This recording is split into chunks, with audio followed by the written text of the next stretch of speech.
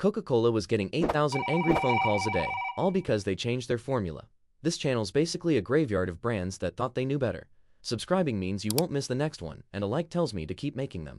By the mid-1980s, Coca-Cola's sales were slipping. Pepsi was gaining ground, and Coke's research team wanted to know why. So they did something drastic. They created a brand new formula, and in blind taste tests, it beat both Pepsi and Coke's own century-old original. The decision seemed obvious: replace the old formula with the new one. It was planned in near total secrecy. Code names, late-night meetings, an ad agency working double shifts just to keep it hidden. Even Coke's own bottlers weren't told until the day before the public announcement. On April 23, 1985, Coca-Cola's CEO unveiled New Coke at a press conference, calling it the surest move the company had ever made.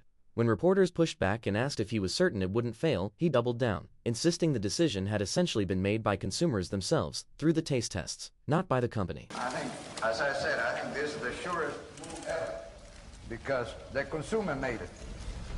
We didn't. The backlash was immediate. It turned out people didn't actually reject the taste, they rejected the idea of changing something that had been part of American life for almost a century. By May, Coca-Cola was fielding 5,000 angry phone calls a day. By June, that number hit 8,000. Many callers weren't even regular Coke drinkers. They just felt like something culturally sacred had been taken from them. Some of the reactions bordered on grief.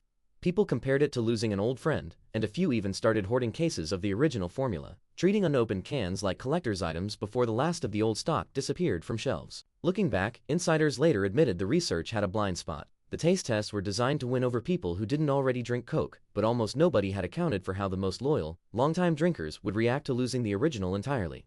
It wasn't a flavor problem, it was a trust problem. Just 79 days after launch, Coca-Cola admitted defeat and announced the return of the original formula rebranded as Coca-Cola Classic. I'm Don Keogh, president of the Coca-Cola Company. When we brought you the new taste of Coke, we knew that millions would prefer it, and millions do. And we knew that it would beat the taste of our major competitor, and it does. What we didn't know was how many thousands of you would phone and write asking us to bring back the classic taste of original Coca-Cola. Well, we read and we listened, and you know the rest. The reversal made headlines everywhere, and oddly enough, ended up generating more goodwill for the brand than the failed launch had cost it. In a strange twist, some analysts later floated the theory that the whole controversy had been a deliberate marketing stunt, a way to re-energize interest in the original formula. Coca-Cola always denied it, and the internal panic during those 79 days makes that theory hard to believe. But the myth still circulates decades later. What Coke's research missed wasn't the science, it was the emotion. People weren't loyal to a flavor, they were loyal to a memory, and no taste test could measure that.